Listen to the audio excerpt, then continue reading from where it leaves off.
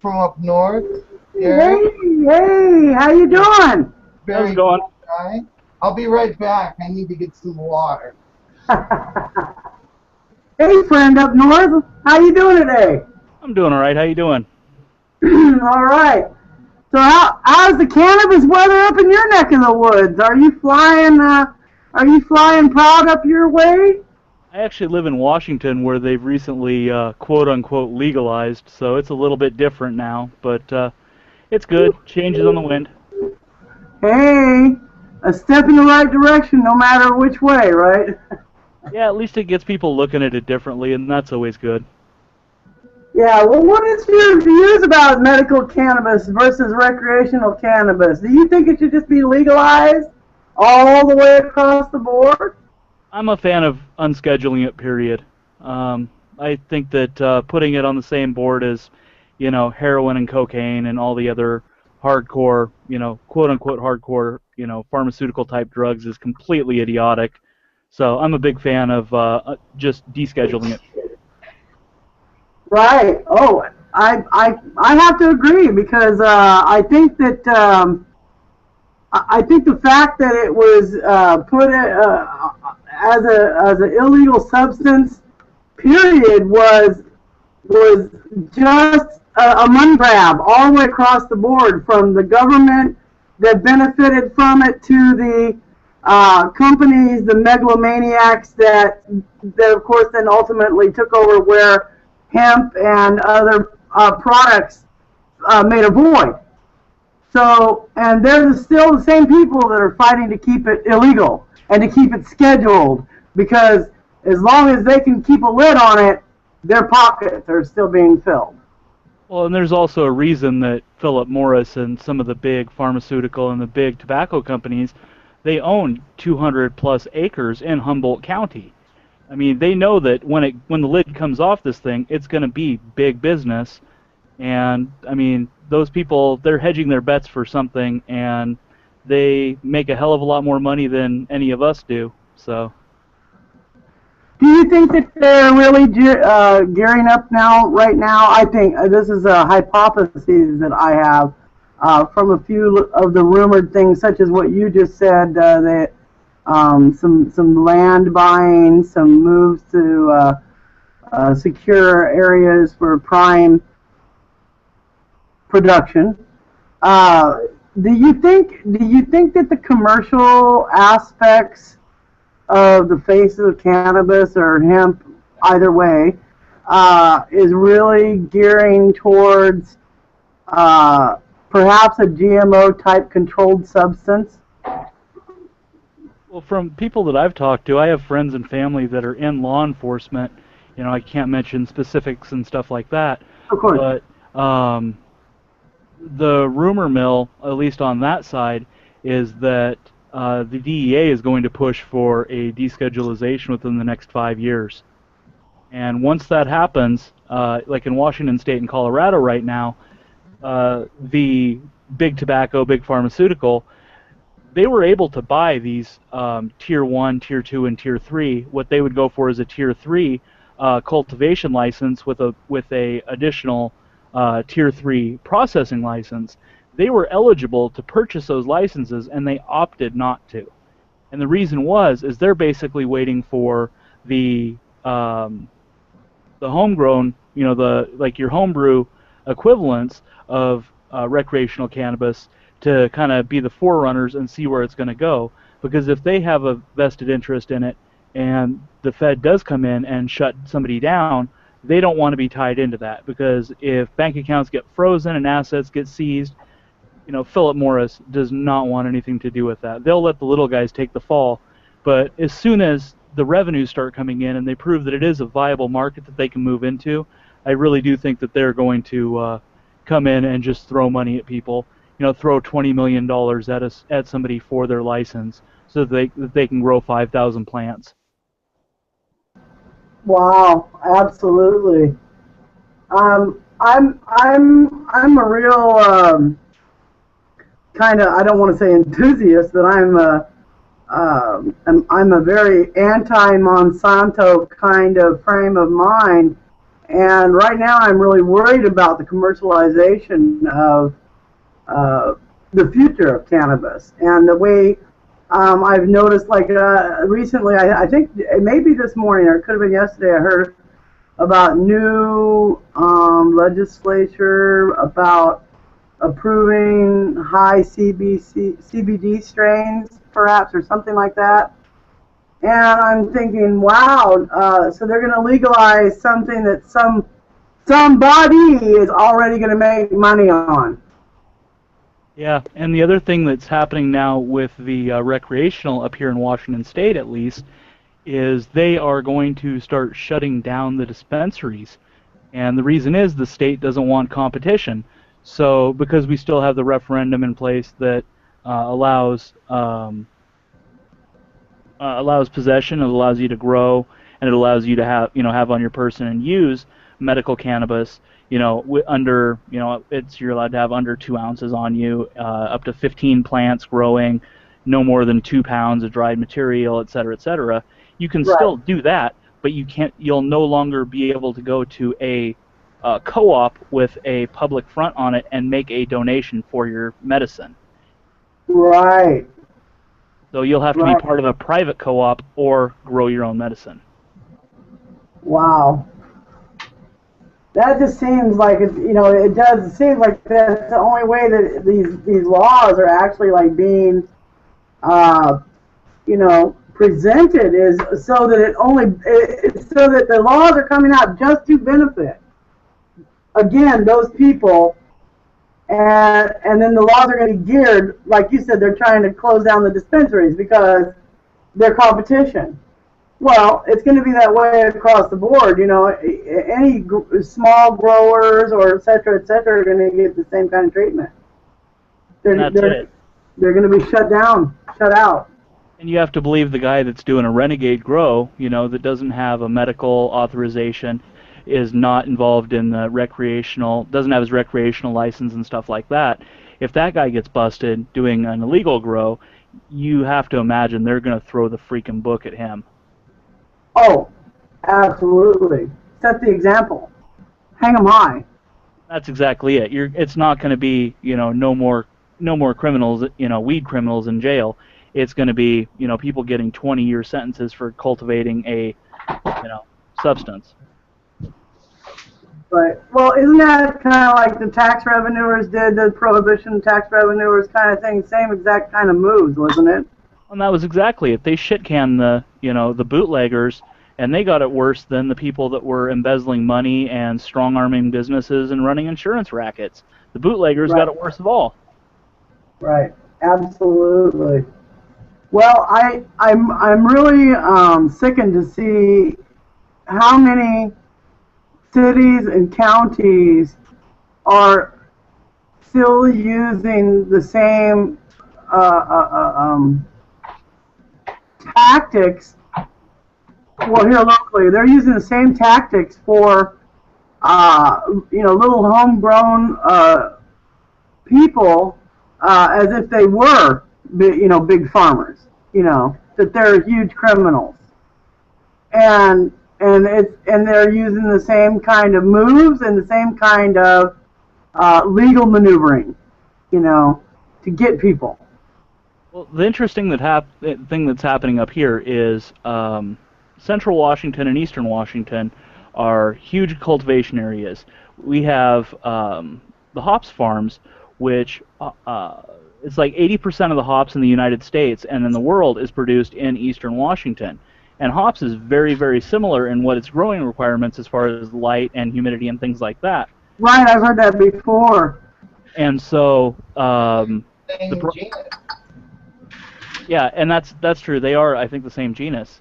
But the thing is that Spokane and Yakima County have a moratorium in place to specifically, even though the state authorized legal growing to licensed people, they have a moratorium in place to prevent it.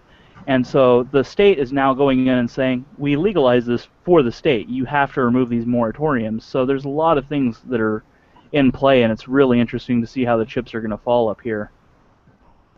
Right, right. Well, just here in my little neck of the woods, the dispensaries have been run out of town, left and right, up and down, and it's boiled down to just a couple of little tiny measly places in one little neighborhood, one little locale, I should say, not neighborhood, but one small locale, and they're virtually the only places left anywhere around here to go get legal, recommendation medications. Lita, can you guys get deliveries out there, right? Or does your town have like a band? I've got open space in our private collective, and it's direct from the cultivators, which are all members here. And yeah, we overnight it to anybody in California that has a legal rec and ID. We use a private courier service. It's all up and up. You're more than welcome to join if you like. Well, my thing is, and this has been my case up until, right now and still, is that I have what is considered a provider. Right, somebody who, has my prescription and then they grow, some certain amount of plants in for my benefit, Yeah, and then you get your plants, they just grow for you, right? Right, correct. Yeah, you can still obtain through another private collective, patient to patient, which means that you're not obligated to be like in the same kind of contractual agreement like you have. It's just like if you run out and you need a little bit extra to get you to the next point, you can do that. And that's what a lot of people, that and those that are on budgets, they like working with the co-ops like what we have going right now, because it benefits them by being able to get it at the price that the growers get it. You get it directly from them. You know what I mean? There's no overhead as far as like a storefront or anything like that. And if it's local, usually people are pretty cool about, because we all end up knowing each other, especially in this little area. It's just like, hey, can you bring me over a little puppy sack? I'm running low. And unlike a lot of dispensaries with this co-op,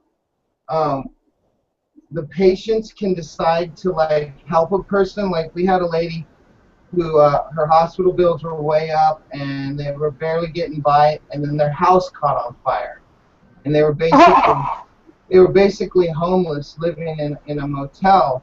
So we not only provided them with a month's supply of medication from different forms, obviously from flowers to edibles, but we raised enough money to get them, to where they could pay the deductible on the fire damage on their house and start getting work done in there. In fact, 2 of the patients own their own construction company, so they got like a really kick-ass deal out of it.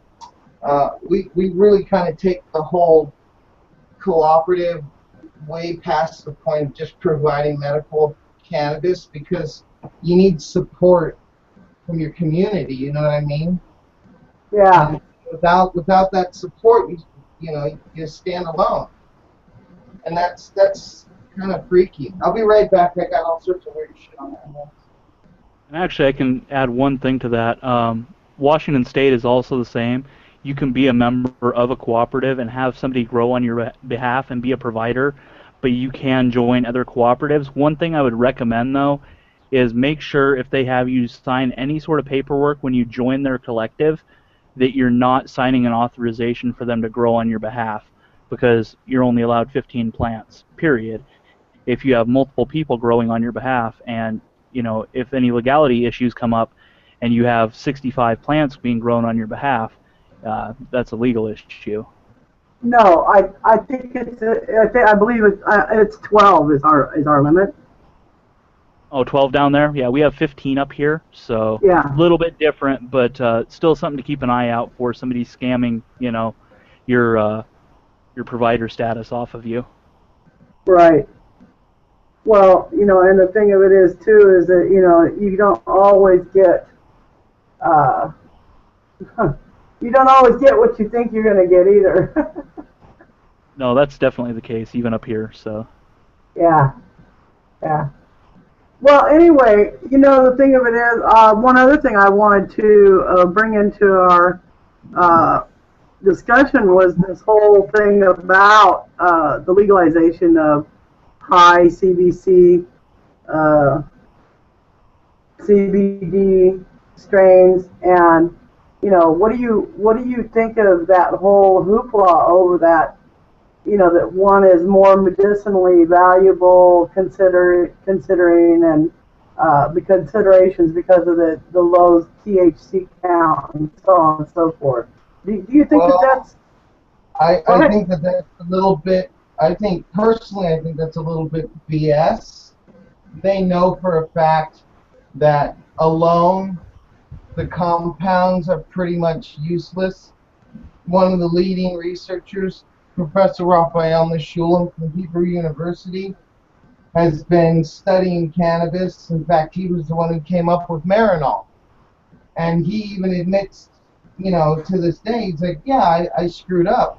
I thought for sure that it had to be the THC because that's what was, most talked about, one of the first compounds. But it was completely non-effective in the same way without the cannabidiols in there. Mm-hmm. And vice versa. They're finding out now with the research that they're conducting with the cannabidiols that they work synergistically.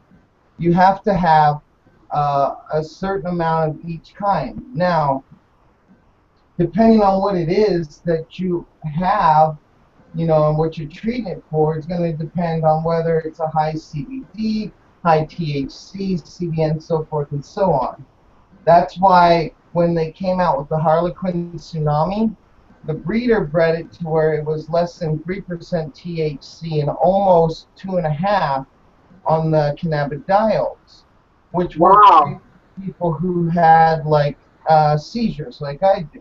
But it was completely non-effective on the pain, neurological pain, and with restlessness or anxiety. right? Right. So they came out with the Harley Sue. Now the Harley Sue, you're looking at 15 to maybe 20% THC and still almost 3 on the CBD. Woo! And I think you know Angie Lucas. Yeah. He is. Yeah, I invited her. I hope she stops by. He's a huge believer of the Harley Sue. In fact, that's where I got my Harley Sue, was from her. I helped her do a transplant. She's part of the co-op too. And she has a provider, and she has the whole shebang. Right. And her friend Justin too. He came out, and I don't think they've had any major complaints at all. There's some reservations. A lot of people have reservations, and they think, well, how can it be so inexpensive? It's got to be crap, right? Right. Well, look at it the way it's presented with our business setup is by removing the middleman, by removing the overhead, leases on a building, supplies, employees paying that, all of that crap. You can save quite a bit, and talking from experience, having worked with brokers and large-scale cultivators and stuff, I personally have purchased top shelf, fucking top shelf, for anywhere between 12 to 1,500 a kilo. That's 2.5 pounds almost. Wow, that's a lot. Yeah. When you get it like that, when you get it like that, it's not completely trimmed. They usually just rip off the sun leaves. So you got to go through and you beautify it up, and you lose a few ounces, but still, you know what I mean? Where does that markup go? Yeah. A lot of these dispensaries, and you think, well, they're just ripping people off. Well, yes and no. If you look at the overhead, that plus the taxes are the weird shit. Here we have a nonprofit in California. That's the way you do a dispensary, not a co-op. I mean, it's good to have your nonprofit like I do, just to say, but for a dispensary, you have to be nonprofit in the state of California, but it's not recognized federally. So you don't get the exemptions on the federal tax. So not only do you have to pay the cannabis tax, which is like 32%, you got to pay income tax, federal income tax on the whole thing. Wow. And, that starts to become very difficult because, as we know, like we were talking about with the prohibition stuff, they can use tax records and stuff to, issue a warrant to come after you. If you're following, because exactly, right. yeah, Which so, is why a lot of people don't want to comply, because they feel like it's just they're baiting their own trap. right. And that's why it's so hard. It's hard to find. You see dispensaries pop up and disappear a lot because people don't really put in the effort to understand how this has to work. If you're paying your taxes and stuff and you're running the business and there's no problems, you don't have any issues with the local authorities, the the the possibility of having IRS come after you is very low because they want to make that money. They want that tax money, but they have to represent themselves in a way that coincides with the federal law. That you know what I mean? So they have to maintain that until we can, get it to a point where federally, ideally, they don't really have that much say in it. And according to some of the sources I've gone through and I've noticed press releases, President Obama issued an executive order saying that we will no longer interfere with states that have legally put in, a law for the legalization of cannabis. Now they say legalization. Really? On medical, yeah. So they're leaving it up to the states, just like they did with alcohol. Now, as long as we don't go ape shit and start doing stupid shit, you know what I mean? Ideally, we within our states can determine how it's done. Like in Washington State, alcohol is run by the state, which means you have to go to a state liquor store. It's only open certain days. Sundays, forget it. You know what I mean? It's actually no longer true. Whereas, like here in California, I can go to the fucking gas station and buy a bottle of booze. You know what I mean? They actually changed that since you've been up here. You Really? can go to a grocery store and purchase alcohol now. And I believe it was the Department of Justice was the one that said that they would no longer interfere in state-run cannabis. Yeah, but it was actually, yeah. Well, I mean, of course, Obama's doing it to try and keep some popularity because he's obviously pissed everybody off. Oh, Yeah, it was kind of lip service, but I get your point. Carry on. yeah. He's just making himself look good. But the fact that it's been put forth and there hasn't been this huge uproar. Usually you get this, bunch of fucking media hype that comes out and they're like, well, if this happens, this is what's going to happen and this is, blah, blah, blah, reefer madness. Well, I think we've been through this thing so many times that honestly people are realizing that the more they study it, really there's far worse things out there, like, I don't know, ibuprofen, that they should be worried about as far as medications killing people. Aspirin and Tylenol are still the #1 killers as far as overdoses and suicide, but you don't ever hear about that in the news. Well, the thing is, when they passed recreational up here in Washington State, it was exactly like you said. All the hoopla was about people driving under the influence. That, Right. Okay, now there's recreational marijuana or recreational cannabis. Everybody's going to get stoned and go drive their car. Well, it was kind of an issue, and they have this law in place that basically if you're above like 0.29 nanograms in your blood system, you're considered intoxicated. Well, that's about a quarter of the baseline of your average cannabis user. Not So only that, dude, it stays in your blood system 30 to 60 days. And that's exactly it. So the state patrol came out and they said outright, there are not going to be the increase to people intoxicated while driving from cannabis is going to be negligible. And so the state actually came out and said that, and I thought that was kind of a funny thing. Now, I So think they actually, the problem they would have is that they'd have traffic jams because everyone's doing about 35 miles an hour. Well, they never came out right and said, cannabis users are more cautious drivers. They just said that the increase to traffic incidents would be negligible. That's I- so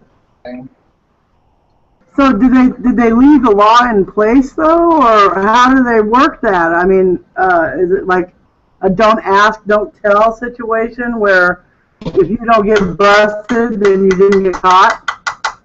Basically, as long as you don't have a loaded pipe sitting out with your cannabis on the passenger seat while you're driving, even if the officer smells it, and you don't look visually impaired, so as long as you don't, take 4 or 5 dabs and hop in your car to go to Jack in the Box, and then get pulled over, you're probably fine. If it's an issue where you look like you might have imbibed within the last few hours, again, I'm not an attorney, but Right, I get you what you're saying though. They have some reasonable judgment attached to the actual enforcement in the field. and the other thing is that smelling cannabis in Washington State is now no longer considered probable cause, from my understanding. Oh, because it's perfectly legal to go down to the store and pick yourself up some and take it home and do what you will with it. Again, that's my understanding, and I've heard, secondhand from law enforcement that that's the case, but I don't know 100%, and I don't want to get anybody in trouble for saying that. So I understand, absolutely. But as another question that I wanted to know was, is there the long lines? Is there the shortages that we've heard of? yeah, there actually are a lot of shortages. Some fun facts: the first day of the recreational marijuana facilities being open, in the first day they generated $300,000 in revenue for Washington State. And by the third day, Wow. tapped out of medication, from what I heard. There were places that opened at, I believe it was 10 a.m., and they were closed by 2 p.m. because they had already either run out of medication or there's some sort of issue where they're only allowed to make so many transactions in a day, and they had reached like their maximum transactions. Yeah, Holland has that too. It's like $5 grand minimum, and they can only make so many sales, but Yeah, it's a 1 gram minimum and I think a 10 gram maximum right now. huh, Wow, 10 gram maximum, huh? that's so small, dude. That's wow. I believe, anyways. I'd have to double check on it, but that's the last I heard. I haven't actually gotten a chance to go into one of the facilities yet because despite there supposedly being like 15 of these facilities, due to the legislature and the licensing for the processor or the cultivators and processors, they only passed like 4 cultivators and processors, but they allowed 15 stores. So there's way more demand and way more of the storefronts than there are actual grow ops. So it's still back to finding the dude who's got the goods and calling them and waiting for him to show up. Yeah, you're still trying to get a hold of your guy. Oh, man. Wow. Well, and here's the thing of it is, there is here in my stretch of the woods such a marijuana kind of mindset that it's you really feel like a criminal just to even go into one of the two little small places that's left. They eyeball you. I mean, there's warning signs that says, do not, put your medication in plain view. I mean, you're really, really, really hiding, even though it's supposed to be, legal for you to go and obtain what you're supposed to get. They try to get you on the guilt. That, and if you've got, like, Riverside City over here is enacting a ban that they say it's supposed to be banning outdoor cultivation. They already have it where you can't have a dispensary in Riverside City. That's here too. Same thing. Do a ban on outdoor cultivation, but if you read it properly, it's actually an outright ban on all cultivation in Riverside City. Which means that if you're, a person who has cancer and you got a tiny little closet garden going, you can be put in frickin' jail. Wow. Yeah. And have your shit taken away. And it's like, really? In the state that had the first medical law, there's still people like this? Well, if you read the fine print of the ordinance that we just barely held this last ordinance at bay so far, only just to get it on the ballot in November.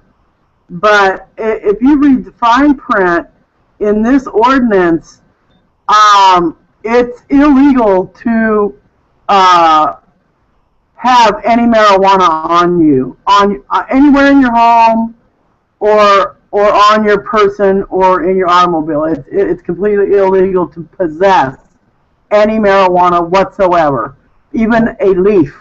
Stupid. Why don't they just outright say, no, we want it completely illegal again? It is. If you follow this ban, yeah.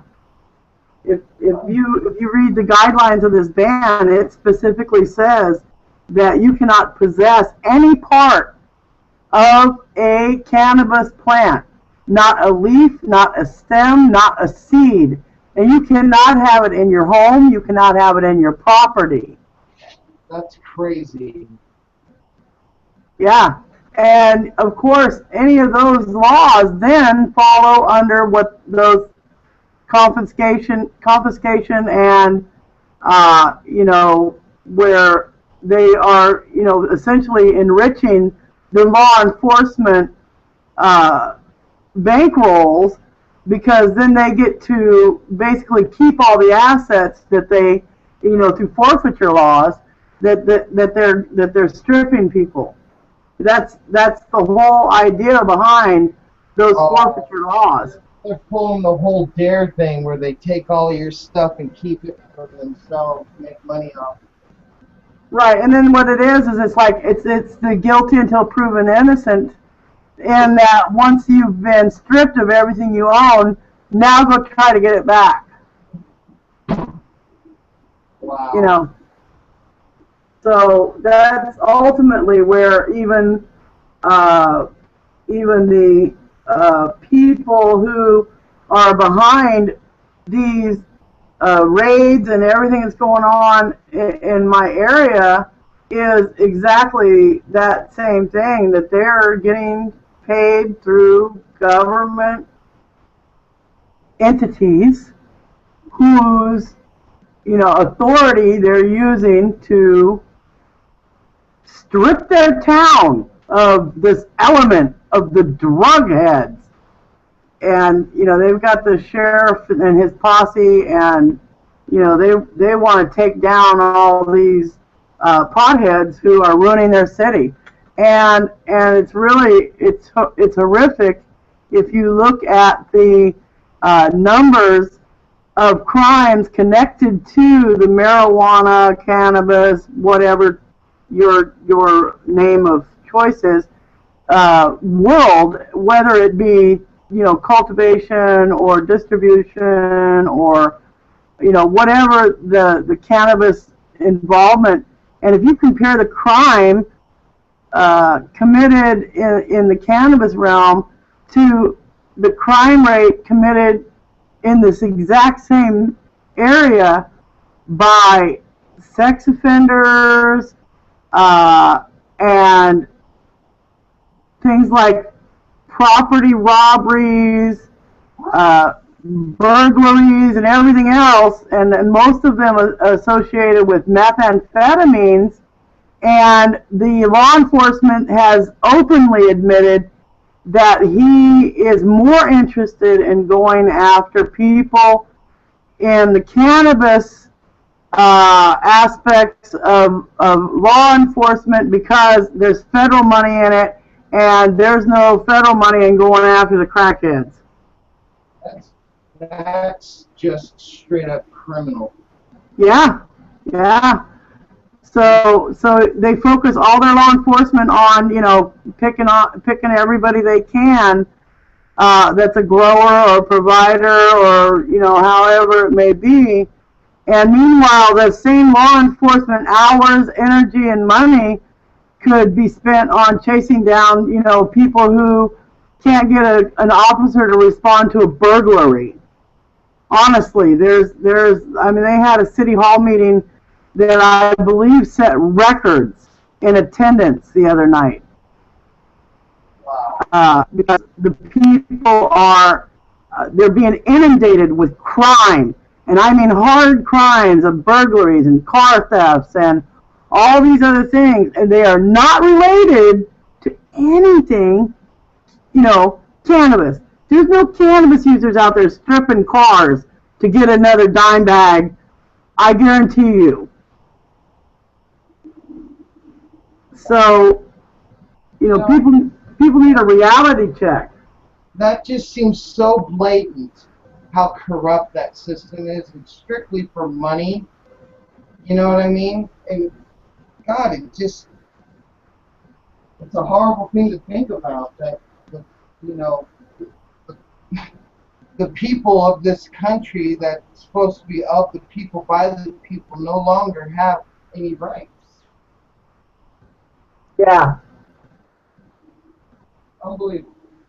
Well, no, I guess it is believable because it's happening. Okay, well, somebody just said my mic volume is very high. Okay, so how do I turn it down? Anybody got a suggestion? Go to Toolbox. Toolbox. Yeah. And when you open Toolbox, you'll see a little speaker. Click on that, and you can control each individual person's input line. That seems to be the easiest way. Okay, I'm trying. Utilizing headphones in worst case scenario. I'm looking for it right now. Well, I see everybody here but me.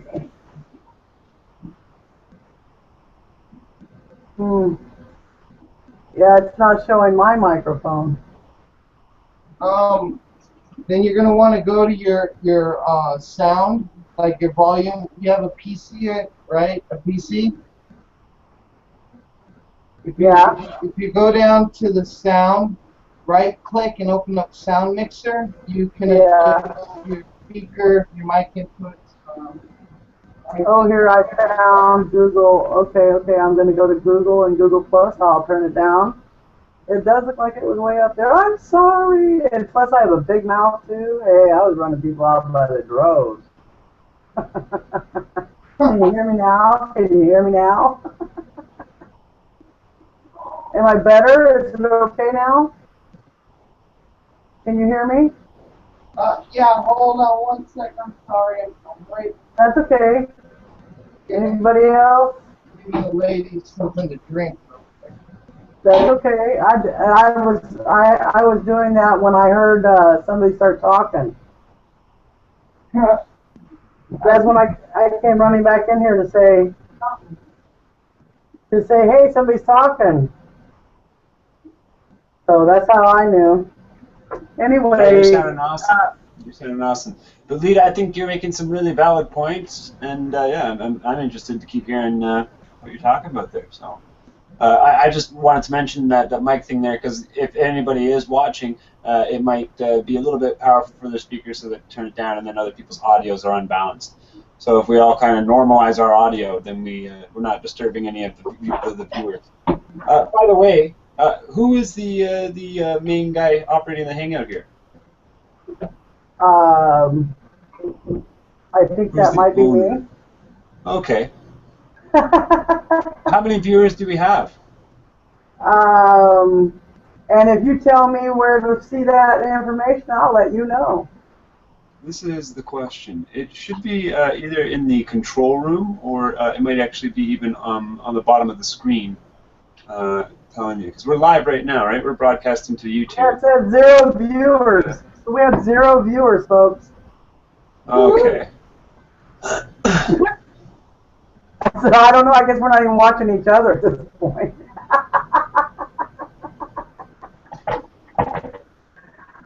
I will tell you, in no uncertain circumstances, that I have no idea what I'm doing. I am not a professional anything. I am here to just, I just want to basically reach out and connect with other people who, have cannabis in their world, and they don't have anybody else around them to discuss these kinds of things with. I try to keep it friendly and informative, and other than that, I don't really have any kind of a format.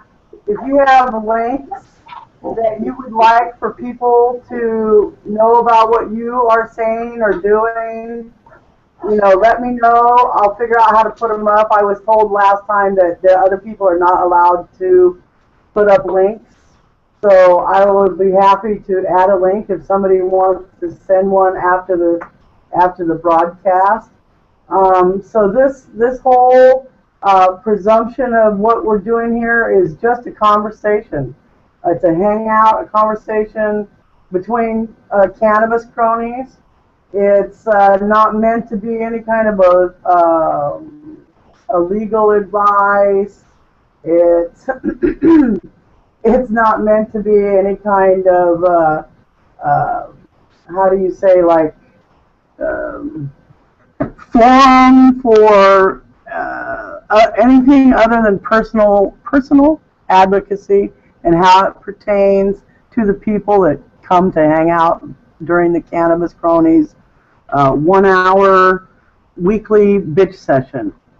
So other than that, we'll toke on it. I like that. It's so nice.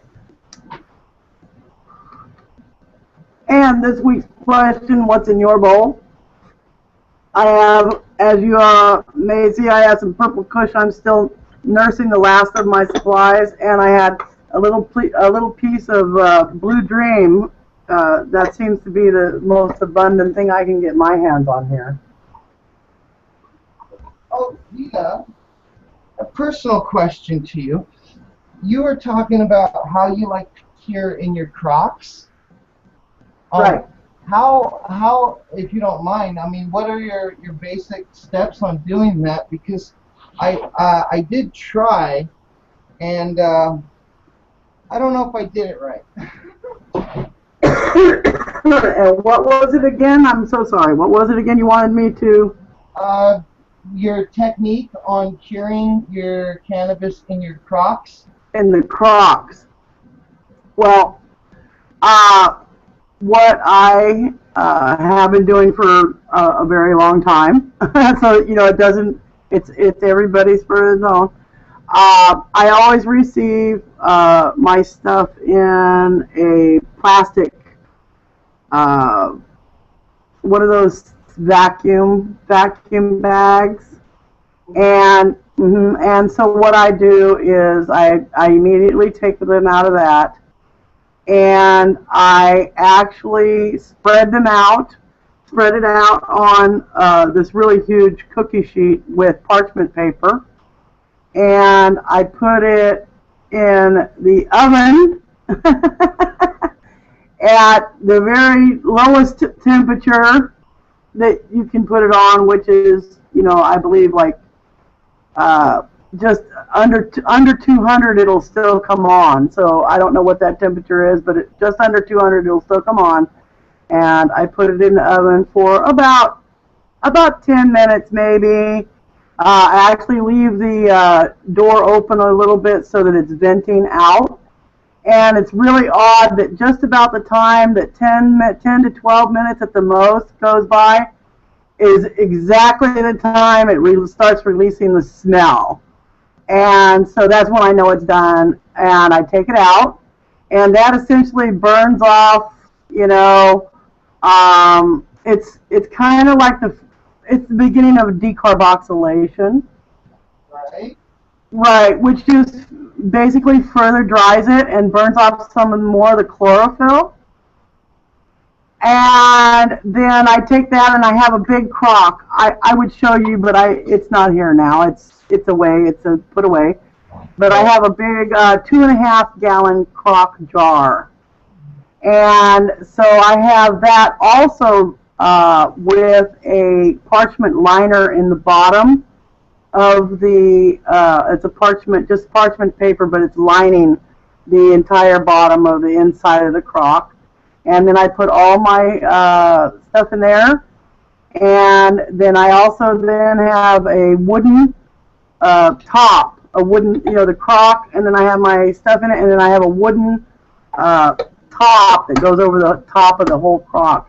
And then that's what I use for basically long term. That's where I put my goods that's going to be in there.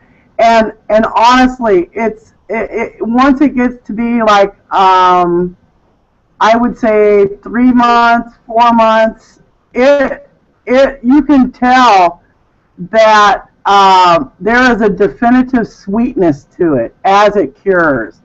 And I've had some in there for up to a year. And I'm telling you, it becomes so enriched with as the compositions in it. And I do actually kind of take it and stir it and fluff it here and there, maybe a couple of times. That one there that was in there almost a year. I think I probably stirred it probably 3 or 4 times over the course of that year that it was basically curing and holding storage. And where you store it, you can't store it in a place that's too cold or too hot. It has to be pretty ambient, right? As far as the air. But I've put some supply in glass jars.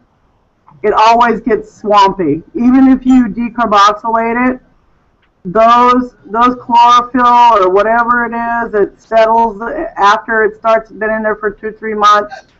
It becomes swampy. It really does. It somehow the gas exchange is not the same. It needs to be either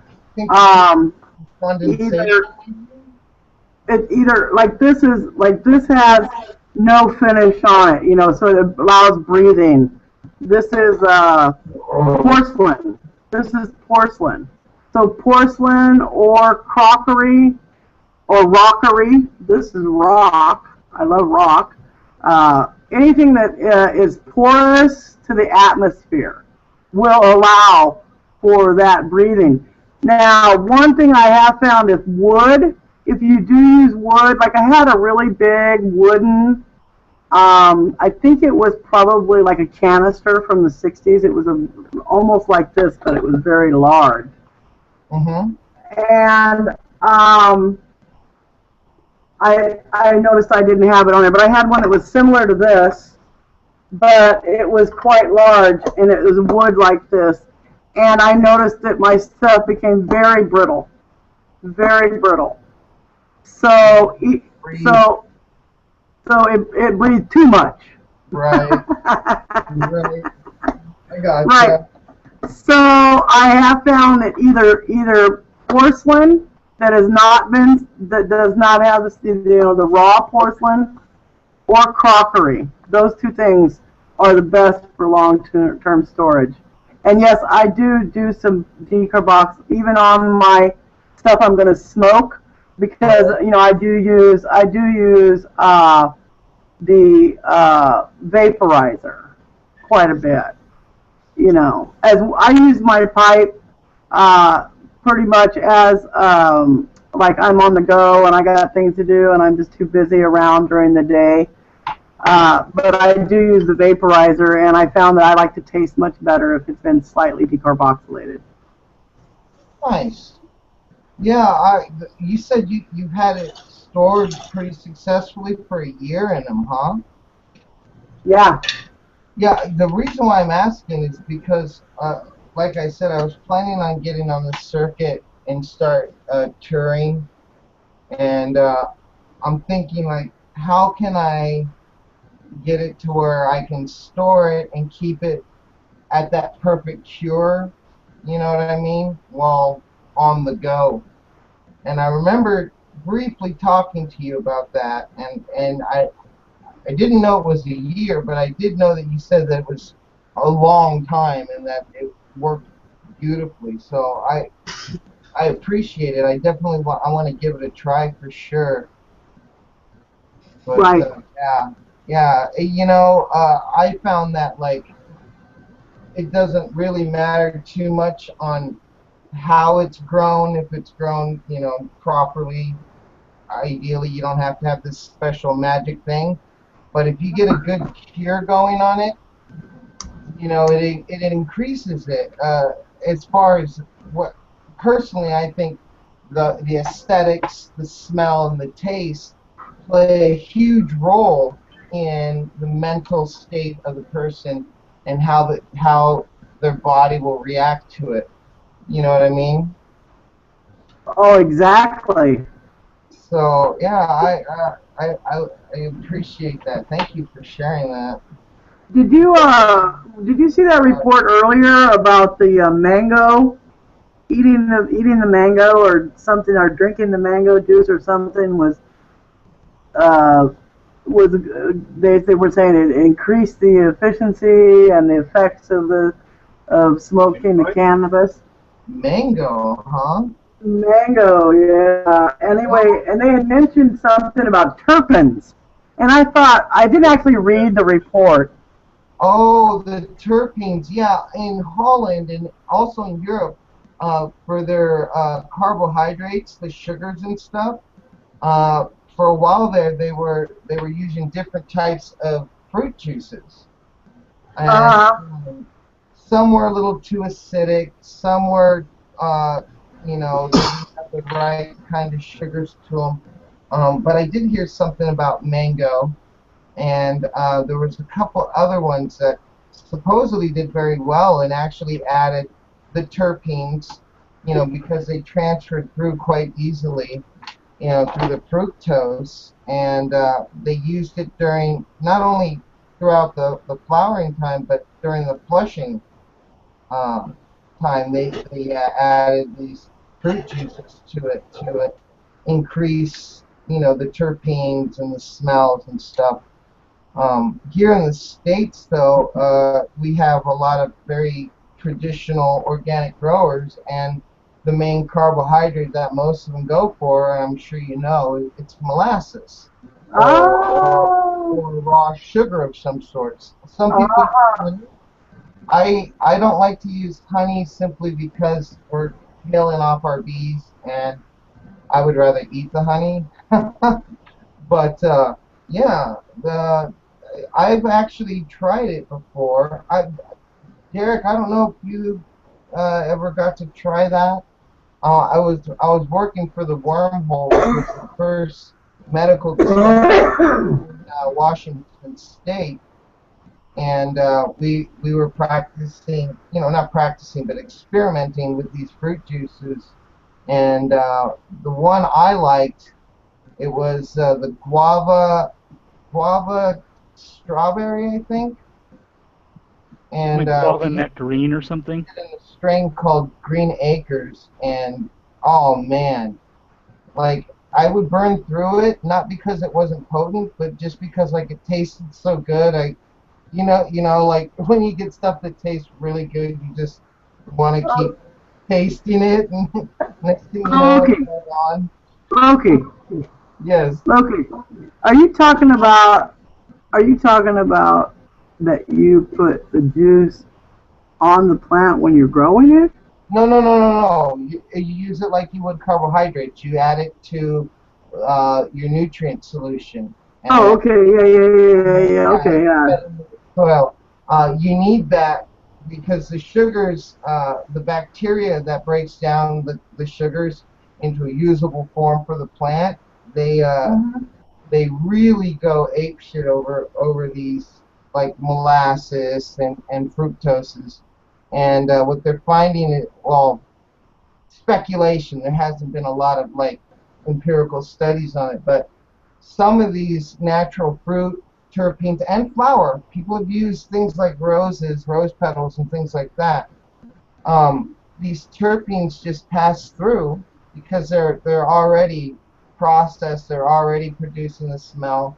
Any sugar that is remained is used as carbohydrates, but that smell kind of comes through, and that's where like in the late 90s and early 2000s you started getting a lot of the cannabis that was named after different things, and it had flavor to it. In fact, DJ Short with his blueberry, blackberries up there in Washington are just, they're rampant. It's an invasive Yeah. they're everywhere. And shit, he used that, and I never had a complaint. That's crazy. Yeah. These people are talking about eating mango before smoking it gets you higher. Well, that's true on a few levels. The added carbohydrates is what increases the trichome production, the resin production. There's other things that you can do to, you know what I mean, to induce that. But basically, yeah, the potency can increase up to 10%. If that's the case, then wouldn't there also be some nutritional supplements that could increase the effectiveness on, say, for example, neuropathy? That's a good idea. I don't know for sure how the plant would process certain things, but I do know that there was a veganic grower up in Washington who grew vegan cannabis. He used no worm castings or anything, so he played a lot with the minerals and vegetation to make his teas and stuff. No dung, none of that stuff. And it was phenomenal stuff. Granted, he didn't get big yields, but we're talking like 25% on the THC, which is just like unheard of in a lot of cases. That's crazy. Now, it's not something that he can consistently do, but when you're planning for something and you got one plant and you give it all your undivided attention, of course it's gonna come out to its full potential. But I thought that was interesting, that just playing with the minerals and the basic natural components and how it can definitely increase the potency. And now we know that because he was using CFLs, compact fluorescents, but he's using daylight ones, the kind of bluish spectrum lights.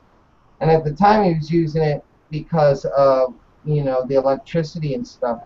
But now we're realizing that in that purple to bluish spectrum during the vegetation time, that promotes more terpene growth and more. Well, I thought terpenes were what gave you the smell. Yes, terpenes are the smell, flavonoids are the taste, and then the alkaloids itself are the cannabinoids. So right. Increase the terpene production. What happens is those vessels open up. So come flowering time, not only do they smell very pungent and the flavonoids are there, it's the perfect environment to increase trichome production, which is the plant's natural defense against Right. insects and stuff like that. Right, right. Isn't it also increases the THC in sun protection? Am I right? Like a sun protection? Yes, yes, as well as cold. You induce color with cold or heat. I don't like to go the way with the heat simply because it puts way too much stress on some of the plants. Now, if you get like an equatorial strain, like get sativa from, you know, around the They tolerate, they great. thrive more in the higher heat. Yeah, that's where you get like the Acapulco Gold, you know what I mean, the Panama Red, that reddish color. It comes from protecting itself from that direct sunlight. That's why the fingerlings are so long and thin. That way there's less surface area. They cool off easier. You notice the leaves will usually point upward, and that's the plant using every possible way to create a tiny microclimate that it acts kind of like an HVAC system, because everything is up and it's perspirating. For photosynthesis, right? Well, no, it cools the plant by bringing the cooler. And as the warm liquid is being perspirated through the leaves, it draws it up and out. The moisture. In turn will increase everything from, you know, the potent. That's why a lot of those sativas have such a strong psychoactive effect. Not psychedelic, but psychoactive. You know what I mean? Like, it's... Well, in my research that I've done for my own, you know, personal research into my, you know, afflictions and what I deal with, right? I am really kind of torn between the sativa and the indica in the effects. The indica for me being more effective on body, pain, extremity, cognition, if that's the right word. Whereas the sativa, of course, is more in, you know, more mood and mind altering. Depressant kind of thing. Right, right. But the odd thing is that even though the indica actually provides more physical pain relief, the mental, I don't know, how do you say, like, distraction, the mental distraction of being carried away with something else, whether it's, you know, on the computer or in my sewing room or in my art projects, whatever I'm doing allows me to not think about the pain so much. So being, you know, in between those two things, which is couch walk and jumping around, is a balance that I try to achieve all the time. And so I'm always wondering about strains. You know, is there a benefit to combining strains like the sativa? Because, you know, I combine my own right here, you know. No, there is a benefit. You see, I have my little magic formulas, you know, and you know, I put them in here and kind of mix my own, and I like to, like I said, blend the sativa and the indicas and try to find that balance between the body and the mind, so to speak. Yeah, no, I think you're on the right track, definitely. You know, hybrids first came about because, you know, Neville Hayes took, you know, a European sativa and a Northern California, and they crossed it, and you got Silver Haze, and from there Super Silver Haze, and then everyone was like all over this new designer hybrid thing. But the idea of mixing individual plants is starting to gain more popularity. You start seeing people making what they call bud salads or whatnot. Some people I've even seen where they'll start with one part of it in a joint's like indica, and the midway through is sativa, and then it kind of finishes out into a hybrid, mostly for taste and sometimes for effect. But I think that that's actually a very brilliant idea to find, one sativa that you like that works for you for this, one indica that you like that works for this, and the in-betweens, and then through just self-experimentation and what works for you, you can find, what I mean? You could be as nerdy as me and weigh it out and say, okay, well, it's 0.25 milligrams of this, and you know what I mean? Right. But I think that's great. I would keep notes, personally. I would go through the notes and record, like, my thoughts, how I felt, what I did, and then, go back after 3 to 6 months, look over it, and find the combinations that gave you the results you were looking for. In that case, Right. you work towards narrowing down a recipe, which is where tobacco went. It's blends. Oh yeah, that's branding there, absolutely compounding. And then it becomes something that a person can take personally. This is my brand. Recipe. You know what I mean? Yeah, then you have as many recipes as you do spaghetti sauce. Mm-hmm. What's in your bowl today, Loki? What's that? What's in your bowl today? Today I have here a little bit of the Ostara, just because, well, that's my baby. And then I have cream, a type of concentrate that I sort of made up the extraction process. Oh. They have the temple balls from the Himalayas, and what they do up there when they make their finger hash or their cream is they go over the fresh buds with their hands and lightly rub it, and then combine it together to make a ball of this cream from the fresh plant. So Really? what I did is I took the plant and long story. I won't get too technical into a lot of the chemicals, but Well, did you do a video? Didn't you do a video about something about that? I did the basic Rso extraction. Because there was a big demand, and to me that one was the least dangerous out of all of them. You know what I mean? Because you're talking about ethanol, and you use dry ice in a sieve instead of doing supercritical. Because if you don't make the right supercritical chamber that can hold the pressure, there can be problems. It becomes a bomb, basically. Yeah, those are areas that are going to be great for a long time. Yeah. And some people, they aren't familiar with working with chemicals. They don't know how to, properly, clean it up or use it the correct way.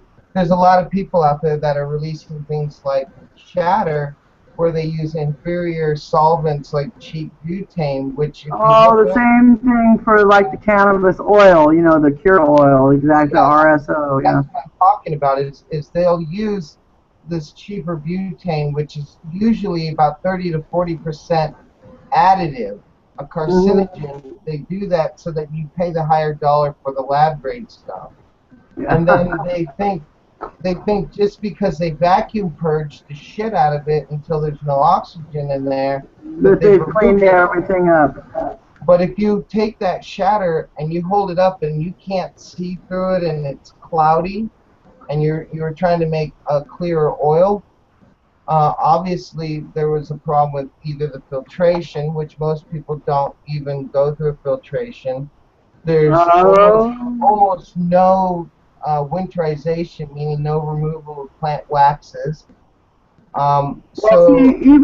Even any of those processes that take extractions of cannabis are still going to be illegal, even under most of the newer programs, because even if those things do come about, those types of procedures are going to be basically left for commercial Yeah, commodities.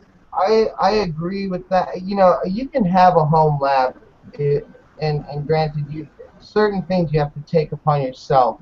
But if you are knowledgeable, it's safe to work with that. But there's a lot of people who are impulsive, a lot of young guys that are just looking for money. They don't really know what they're doing.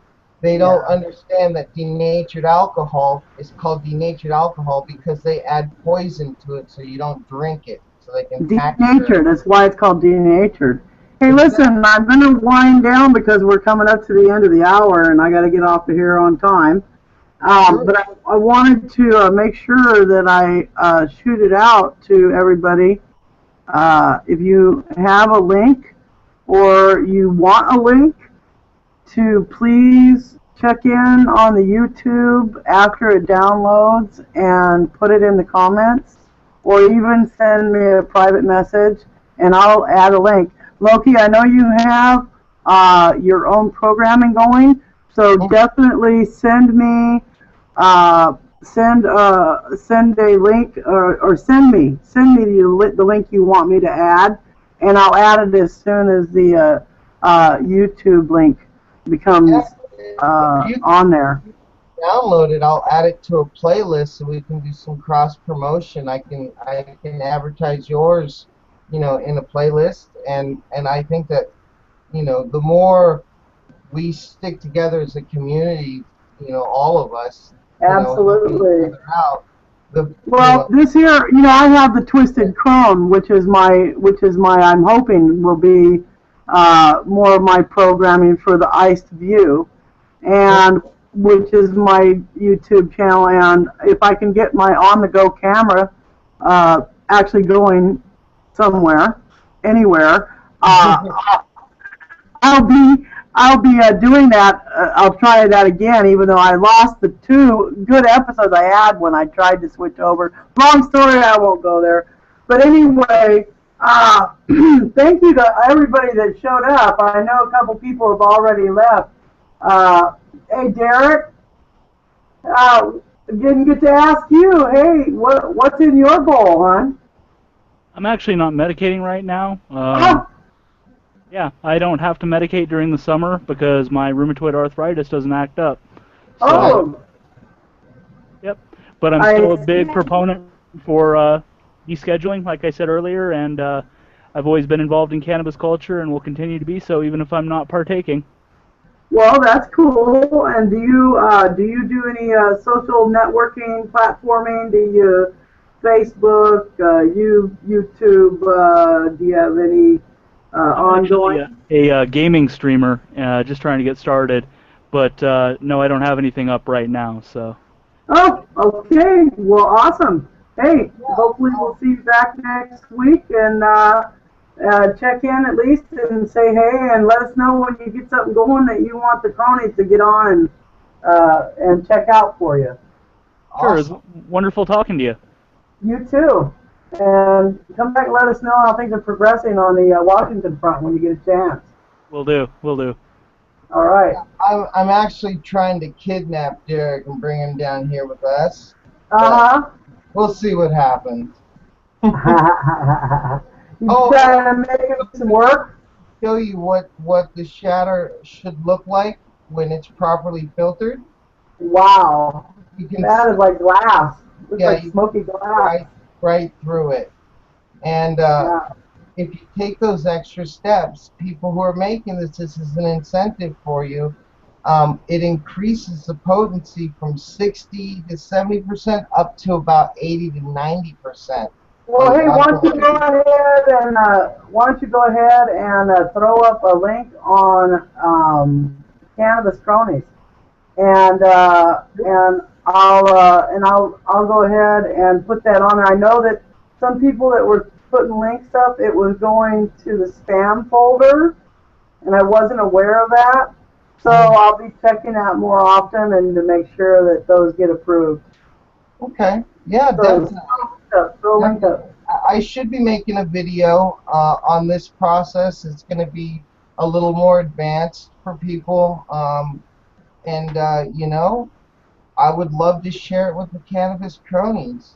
All right, and I know the Casa de Loki, you know, you have a lot of good articles, and I love to keep up every day. You have some great references and links all the time, so I'll be throwing up any links and crossing them over as well, so anytime. Okay, we're out of here. Awesome. Peace out. Y'all have a good one. Yep. Bye.